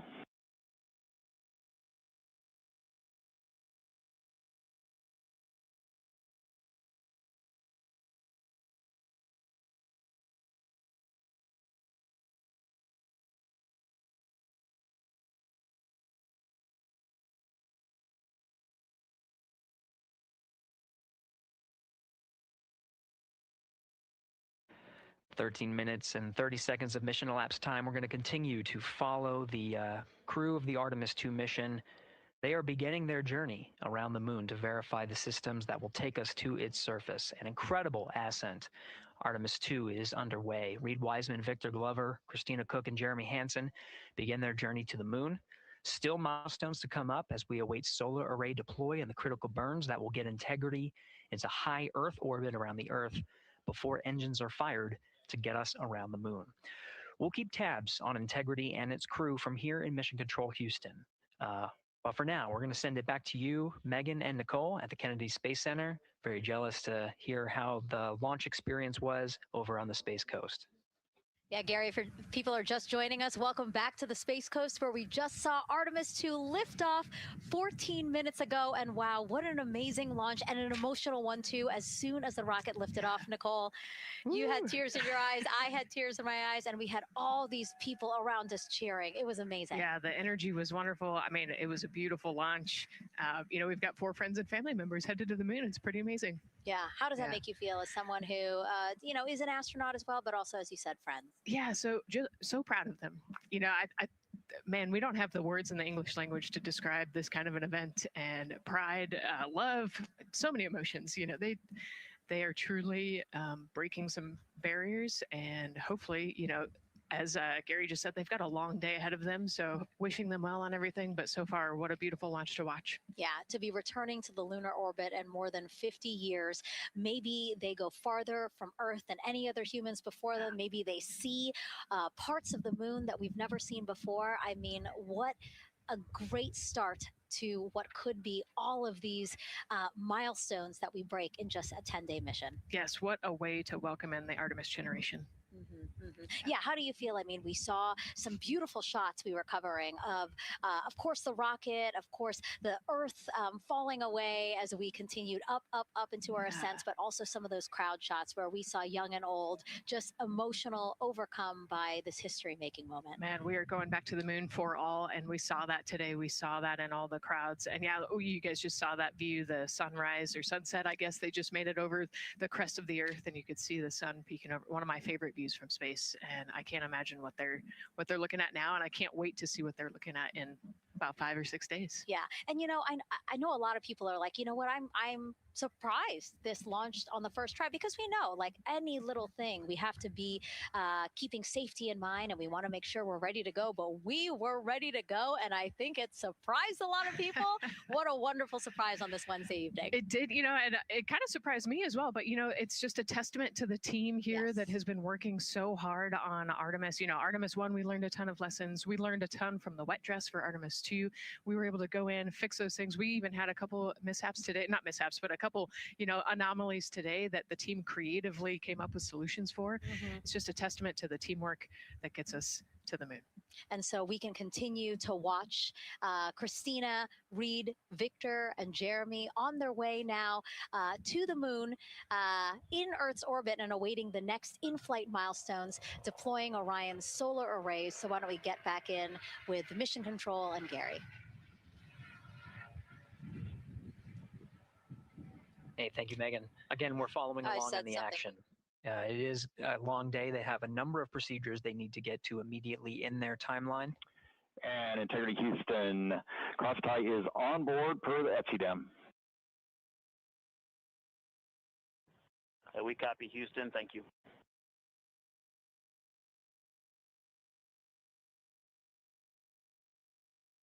Cross-tie referring to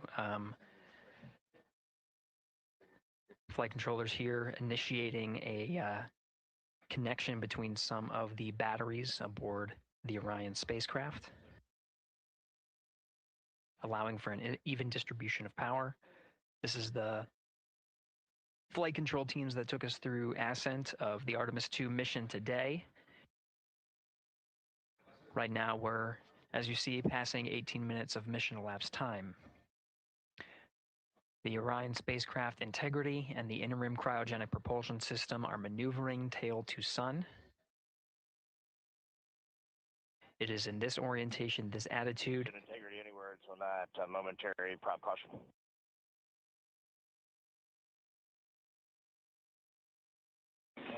And Reid, no action. We're looking at it.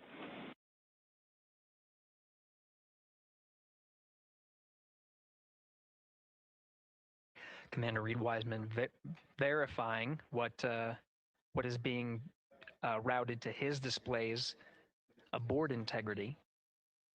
Propulsion engineer confirming that no action is needed at this time. They're pressing through with their nominal procedures to prepare for the perigee raise maneuver. And of course, the solar array wing deploy ahead of that. The solar wing deploy is a critical milestone. We'll continue to have our coverage follow the mission until that deployment. Successful launch is just the beginning. The deployment of the solar arrays and successful confirmation that those solar array wings are drawing power is a significant milestone and says to the flight control teams that we will continue on today's mission. Power needs to be drawn to continue through some of the next milestones. Until then, the AOA open option that was called up upon Ascent, the aboard once around, is the current option, and the board to orbit option ATO will be switched to a preferred mode at the time that the solar array wings are deployed and latched. It gives the flight control teams a little bit more flexibility. Yeah, Integrity Houston, update on TDRS handover for your pad.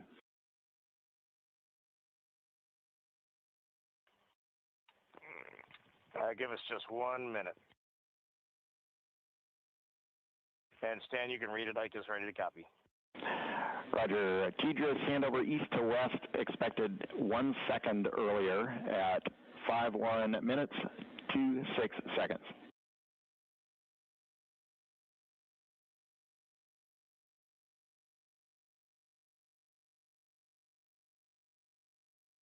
All right, Stan, we copy 1 second earlier for 5126 TDRS east to west, and saws are starting to deploy. Thermal knives are firing.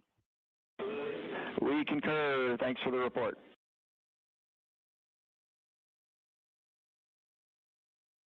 Read back of the reports that you just heard on the Orion to Earth network. Integrity has maneuvered tail to sun. The RL-10 nozzle on the end of the ICPS is pointed towards the sun, and the solar array deployment sequence has begun. With the deployment confirmed, it'll be several minutes until they are what is called in a latched position. Once they are latched and confirmed to be drawing power, they can switch the mode to ATO and continue along the mission. The teacher's handover at the pad, that message meant the crew was provided some preliminary numbers of when to expect handovers between the tracking and data relay satellites. Currently orbiting Earth at an altitude of 545 statute miles above the Earth, they are in a near-Earth network communication system. The tracking and data relay satellites, geosynchronous satellites that are stationed about 23,000 miles above the Earth. After the apogee raise burn that occurs later today, the burn itself will put them in an altitude that surpasses the range of the tracking and data relay satellites, and they will transition to the deep space network today. And integrity for prop messages, we see 2 temperature measurements right near the line. It's a momentary message you saw earlier. We're going to suppress those. It's CM helium heater 2 T1 and heater 1 T1. They're going suppressed. Integrity, thank you. We see the same.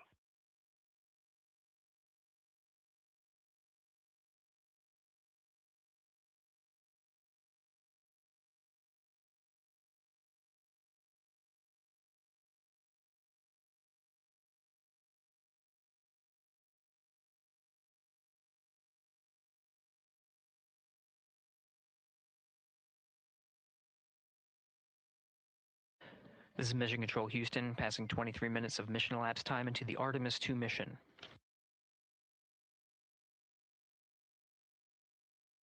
This is after a launch that began at 5:35 and 12 seconds Central Time, 6:35 and 12 seconds PM Eastern Time.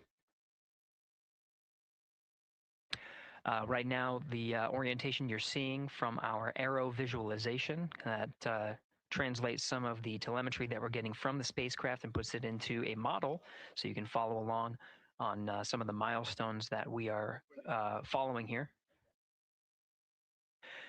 The RL-10 nozzle that you see at the left end of your screen, though it is currently not firing, that nozzle is pointed towards the sun, and the solar arrays are currently deploying. From this visualization, they look fully stowed in a position. Integrity, we are happy to report that Jeremy has the O2 sensors on. Copy O2 sensors.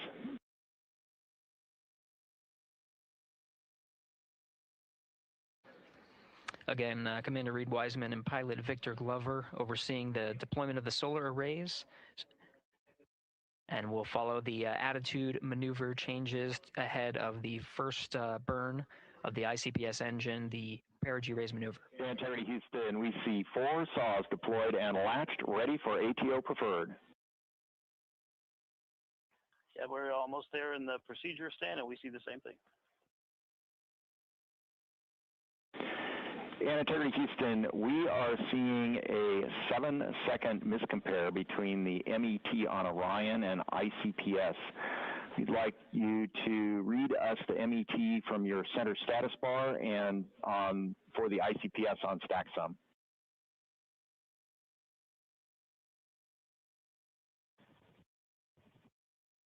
And Stan, we see a absolutely precise alignment. MET 25, 14, 15, 16, precisely aligned with ICPS MET. Copy, thank you for that. We'll investigate a ground issue. And Houston Integrity, ATO preferred set. Copy, ATO preferred.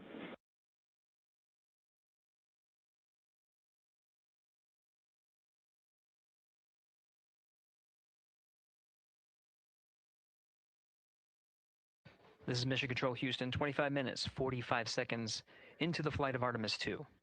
We have confirmation that all 4 solar array wings are deployed and latched.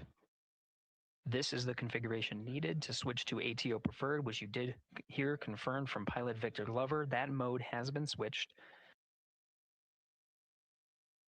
There was also a discussion with Capcom Stan Love and Commander Reid Wiseman about the alignment of the MET clocks on the Orion spacecraft and the ICPS. Commander Reid Wiseman confirmed the clocks are in sync, no issues. They're going to investigate it on the ground.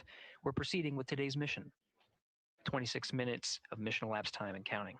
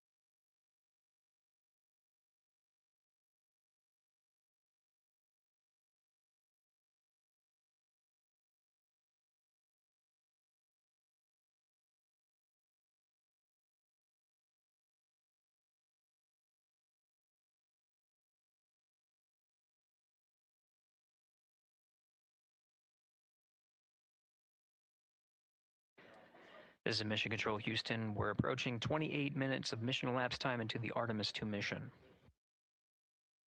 At this point, we've had a successful liftoff from the pad at 5:35 p.m. and 12 seconds p.m. Central Time, 6:35 and 12 seconds p.m. Eastern Time. We've had a good main engine cutoff, core stage separation, and a good trajectory to begin today's mission. Right now, the spacecraft has maneuvered tail to sun. We're standing by for another maneuver to maneuver into the burn attitude. This is where the RL-10 engine of the ICPS is pointed in the correct orientation for the perigee raise maneuver. We did hear confirmation that the perigee raise maneuver time of ignition has been confirmed per the pad, which means it was the predicted time prior to liftoff. Integrity for G and C, we're taking channel 1 to unfiltered and to BFS. Okay, Stan, we're watching. Go ahead.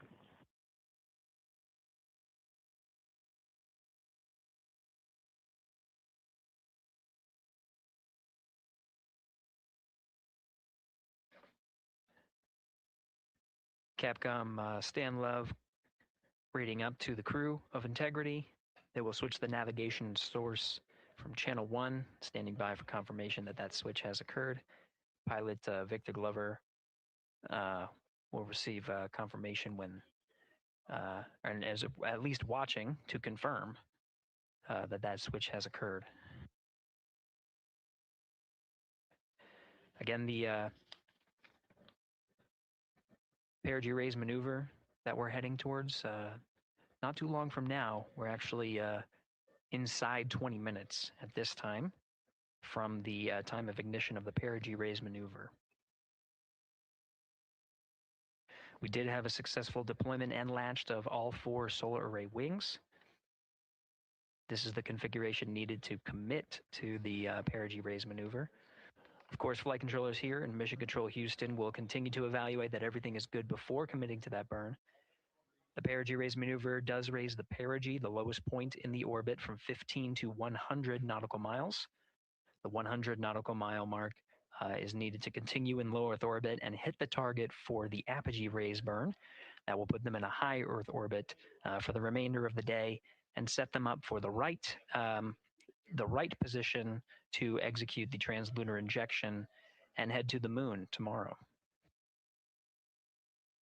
The burn duration of the perigee raise maneuver is 26 seconds. It's a relatively short burn, but it does raise the perigee and do the job to get into the correct position before firing that main engine on the ICPS. The pad had a TDRS handover. This is the tracking and data relay satellites. East to west, they are geosynchronous satellites that are positioned around the globe. And as Orion makes its way around the Earth right now, above the west coast of Africa, at an altitude of about 923 statute miles and counting.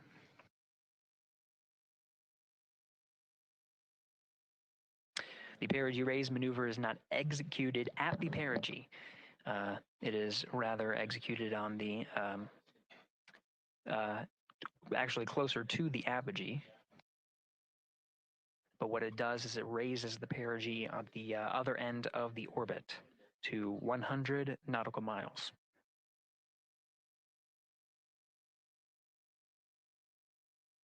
The 26-second duration burn does not conflict with the time that they've reported of the tracking and data relay satellite handover from TDRS east to west.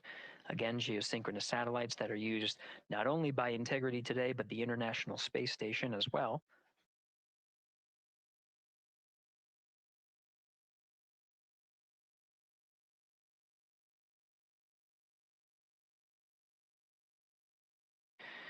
That time of handover is 51 minutes, 26 seconds.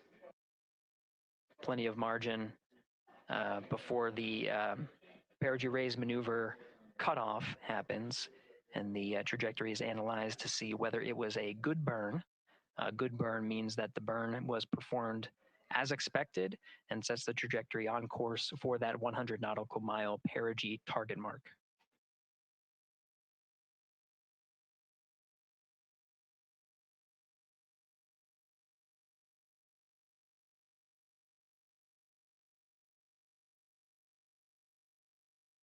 Again, for those sticking with us on NASA Plus and following along on our coverage, we will continue to follow and to cover the mission until,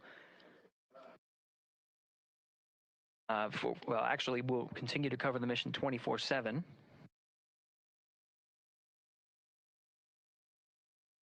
But we'll wrap up our coverage here shortly. And now that solar array wing deployment has occurred on NASA Plus and Amazon Prime. Again, we will continue coverage 24/7 at the NASA YouTube channel. For those that want to see all of the upcoming milestones, there are select times where we will be coming back to NASA Plus and other streaming platforms. You can go to nasa.gov to find the latest on when to find those activities. Given that this is an operational mission, we do want to make sure that we are maintaining transparency in the mission and providing you all the information on what's happening in space as Reid Wiseman, Victor Glover, Christina Koch, and Jeremy Hansen head on their mission around the moon.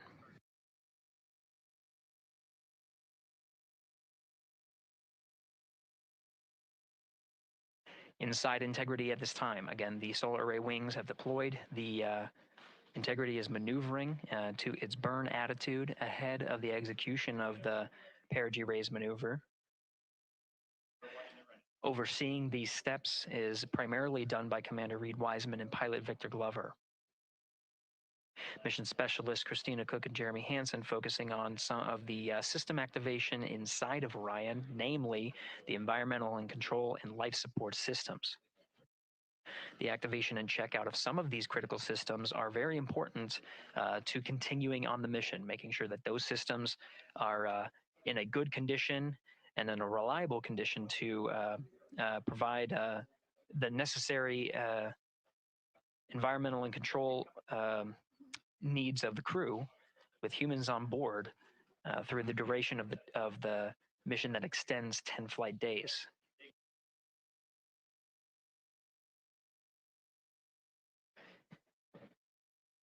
Standing by for an update to the perigee raise maneuver time of ignition. Should be read up to the crew very shortly. Integrity Houston, updated PRM numbers when you're ready to copy. All right, Houston, we are ready to copy. TIG is 2 seconds earlier at 4 minutes, 48 seconds. TIGO unchanged at 26 seconds.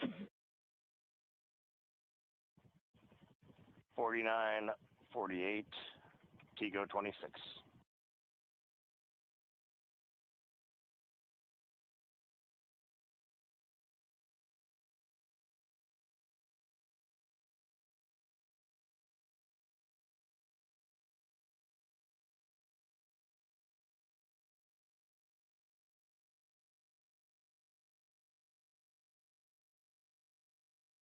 This is Mission Control Houston. With that update, we are approaching a little more than 13 minutes from the time of ignition of the perigee raise maneuver. That time updated to be 2 seconds earlier was 49 minutes, 50 seconds of mission elapsed time. We'll now move to 49 minutes, 48 seconds. The duration of the burn, that's what was referred to as the TGO, will still remain at 26 seconds, relatively short duration burn. Again, just raises the perigee of the orbit today.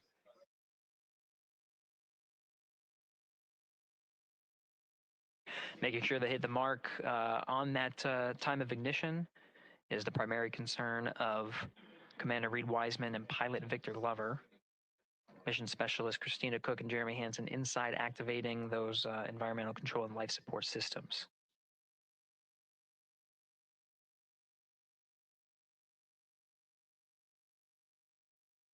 At this time, all 4 crew members are wearing the launch and entry suits. Integrity Houston, for Optimus on the PCD, we have time update instructions when you're ready.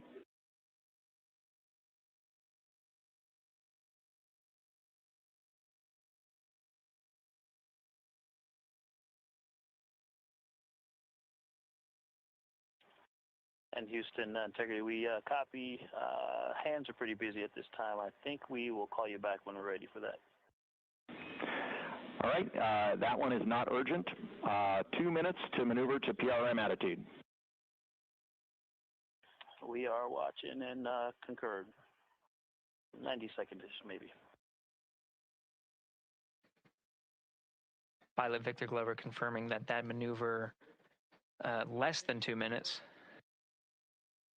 Again, that the point of that maneuver is to point the main engine of the ICPS, the RL-10 engine, in the proper orientation to execute that 26-second burn. It needs to point in the correct position to achieve the goal of raising the perigee to 100 nautical miles.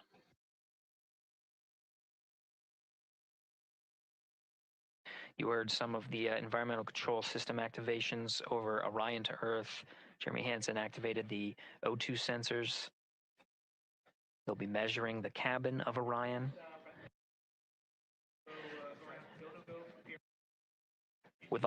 During all of the activations, here on the ground in Mission Control Houston, Flight Director Judd Freeling is doing a poll with all flight controllers in the room to see if we are in a go position to go ahead and execute the perigee raise maneuver.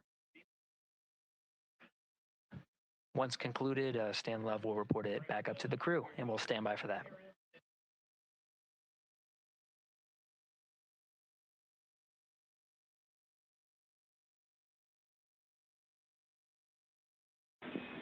Integrity Houston, MCC polls go for PRM pending attitude and saws.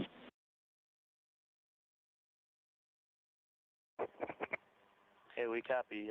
MCC is go. Maneuver starting.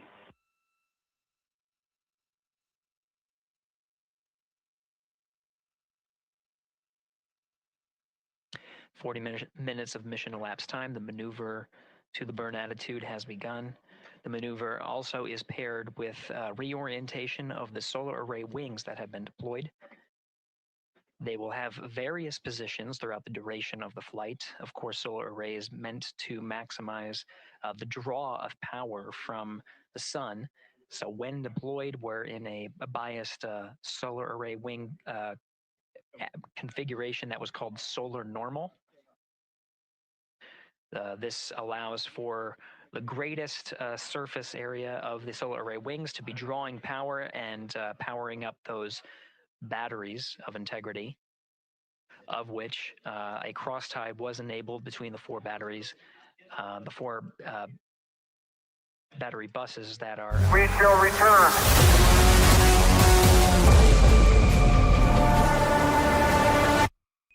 This is a live look. We will see things that no human has ever seen. We want to know what's out there just beyond the horizon. Amazing live views from the spacecraft. Coming back to Earth, say we were doing like 5 or 7 miles a second. Those are just not numbers that humans generally think about. We were always going to the moon. 6, pushing ourselves to explore is core to who we are. 3, it's in our nature. 1, it's a part of being a human. And liftoff!